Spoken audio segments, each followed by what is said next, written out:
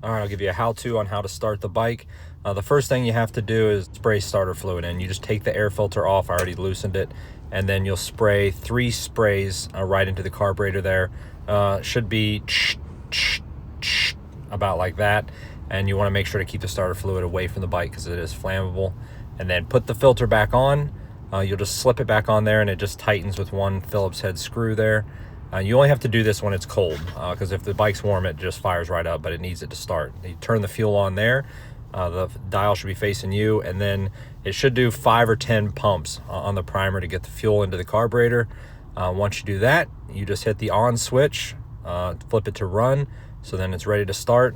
And then when it's cold, it may take 3 or 4 pulls to get it to fire up, but when it's warm, it does it in 1. Now, it won't need this when the bike's warm again, but if it's cold and it has a hard time starting, you just want to give it some throttle, and that'll feed it fuel and help it get running smooth just until it gets going, gets warmed up a little bit.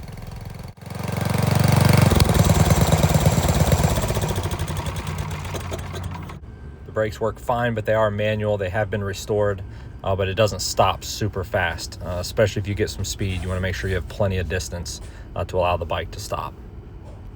And then when you're finished, you just want the switch to be pointed forward, and that will turn the fuel off.